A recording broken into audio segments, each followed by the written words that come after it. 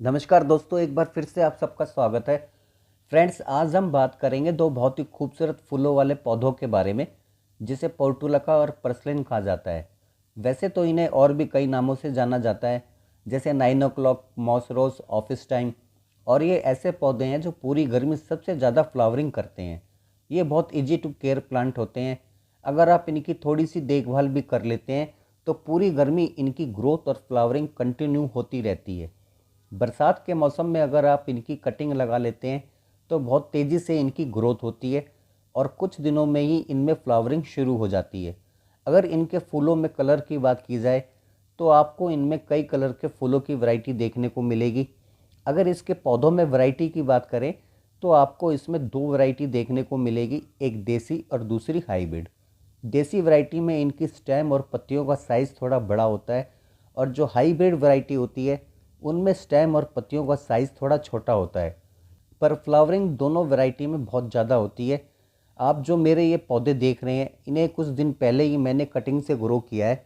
इनकी ग्रोथ और फ्लावरिंग भी बहुत अच्छी है।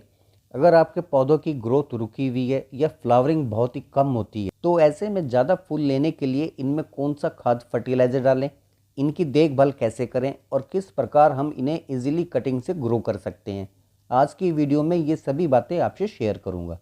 सबसे पहले बात करते हैं हम इनकी कटिंग किस प्रकार आसानी से लगा सकते हैं। मैंने अपने इन पौधों को करीब 20 दिन पहले कटिंग से तैयार किया है। अब जो आप ये वीडियो देख रहे हैं ये करीब 20 दिन पहले की है। पोर्टुलका की कटिंग मैं पहले ही लगा चुका हूँ।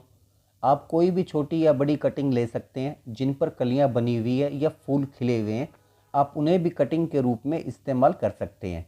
जैसे मैंने उन कटिंग को ज़्यादा लगाया जिन पर कलियाँ बनी हुई है। ऐसी कटिंग लगाने का फ़ायदा ये होता है कि आपको दूसरे दिन से ही अपने पौधों पर फ्लावरिंग देखने को मिलेगी। अब मैं आपको पर्सलेन की कटिंग लगाकर दिखाता हूँ। पर्सलेन और पोर्टुलका दोनों ही पौधों की कटिंग लगाने और केयर करने का प्रोसेस लगभग एक जैसा ही होता है। तो सबसे पहले कटिंग लगाने के लिए हमें वेल ड्रेन सॉइल तैयार करनी है। वेल ड्रेन सॉइल ऐसी होती है जिसमें ओवर वाटरिंग होने पर पानी ज़्यादा समय तक मिट्टी में रुकता नहीं है, वो ड्रेनेज होल से 2 से 3 मिनट में आसानी से बाहर निकल जाता है। वैसे भी इन पौधों को थोड़ी भुरभुरी मिट्टी पसंद होती है। ऐसी मिट्टी तैयार करने के लिए आप 50% गार्डन सॉइल, 40% वर्मी कंपोस्ट या पुराने गोबर की खाद और 10% रिवर सैंड या चावल के छिलके ले सकते हैं। जो आपको इजीली मिल जाए आप उसका यूज़ करें। आप कोई भी छोटी बड़ी कटिंग आसानी से लगा सकते हैं। ऐसी वेल ड्रेन सॉइल में पौधे लगाने के दो फायदे होते हैं। पहला फ़ायदा ये होता है कि हम जो मिट्टी में खाद मिलाते हैं उससे हमारे पौधों को लंबे समय तक सभी प्रकार के न्यूट्रिशन धीरे धीरे मिलते रहते हैं। और दूसरा फ़ायदा ये होता है, अत्यधिक पानी डल जाने पर हमारा पौधा ख़राब नहीं होता, क्योंकि वो पानी बहुत जल्दी ड्रेनेज होल से बाहर निकल जाता है। इसलिए हमेशा वेल ड्रेन सॉइल में पौधे लगाने की सलाह दी जाती है। हमें अपनी सभी कटिंग को इसी प्रकार धीरे धीरे मिट्टी में लगाना है। एक कटिंग लगाने के बाद कोशिश करें कि आप दूसरी कटिंग लगाते समय करीब 1 इंच का गैप रखें। कटिंग लगाते समय इस बात का भी ध्यान रखें कि नीचे वाला हिस्सा मिट्टी में लगाना है। आप करीब 1 इंच गहराई में कटिंग लगा सकते हैं। इस मौसम में सभी कटिंग्स 100% कामयाब होती है। आपको अपने आस पड़ोस या पार्क में ये पौधे आसानी से मिल जाएंगे। आप वहाँ से इनकी कटिंग लेकर बहुत आसानी से अपने पौधे तैयार कर सकते हैं। अगर आप इन्हें नर्सरी में लेने जाते हैं तो 20 से 25 रुपये में ये पौधे आपको इजीली मिल जाएंगे। आप बीजारोपण द्वारा भी अपने पौधे आसानी से तैयार कर सकते हैं। ज़्यादातर सभी नर्सरी में आपको इनके बीज आसानी से मिल जाएंगे। कटिंग लगाने के बाद हमें अपने पौधों में डीएपी ग्रेनुअल के 8 से 10 दाने डालने हैं। इसे डाई अमोनियम फॉस्फेट कहा जाता है। इसमें नाइट्रोजन, अमोनियम और फास्फोरस की मात्रा होती है। इससे पौधे की जड़ों का विकास तेज़ी से होता है, नए रूट्स बनाने में प्लांट को हेल्प मिलती है, पोषक तत्वों की पूर्ति होती है, पौधे की ग्रोथ और विकास तेज़ी से होता है। डीएपी आपको अपने नज़दीकी खाद बीज भंडार की दुकान पे आसानी से मिल जाएगा, या आप इसे ऑनलाइन भी परचेज़ कर सकते हैं। अपनी सभी कटिंग लगाने के बाद आपको इसमें धीरे धीरे पानी डालना है। अगर आप स्प्रे बोतल से पानी डालते हैं तो उसका प्रेशर थोड़ा कम रखें। पानी डालने के बाद आप अपने पौधों को फुल सनलाइट में रख सकते हैं, क्योंकि ये बहुत हार्डी प्लांट होते हैं। इन्हें जितनी ज़्यादा धूप मिलेगी उतनी ही अच्छी इनकी ग्रोथ होगी। कटिंग लगाने का प्रोसेस हम पूरा कर चुके हैं और एक बार हमने इसमें पानी भी डाल दिया है। अब बात करते हैं हमें इसमें दूसरी बार कब पानी डालना है। पर्सलेन और पोर्टुलका के पौधे सैकुलेंट फैमिली से बिलोंग करते हैं।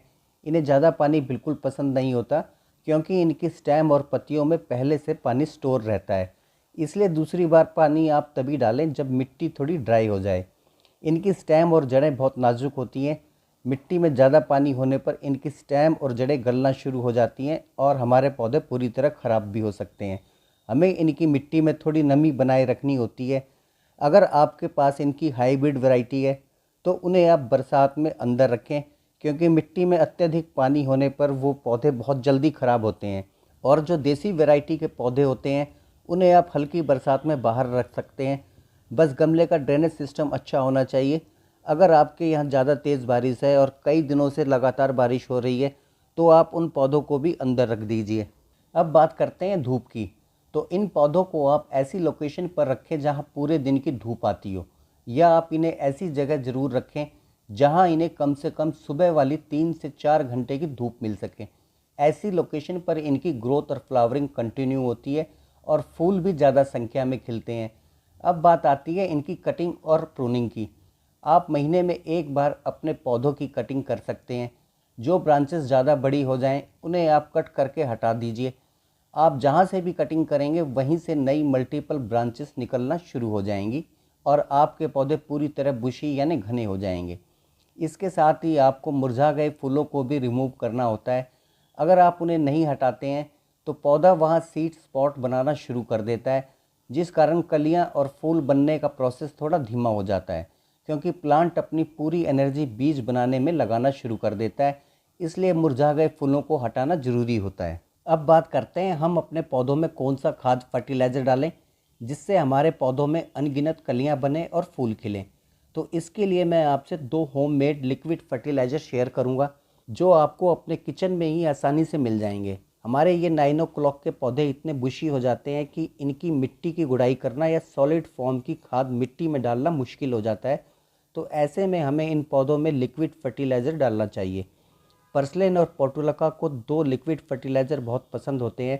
पहला है नाइट्रोजन रिच फर्टिलाइज़र, जो हमें चाय पत्ती के पानी में आसानी से मिल जाता है। आपको चाय बनाते समय चाय पत्ती के पानी को छान कर ठंडा कर लेना है।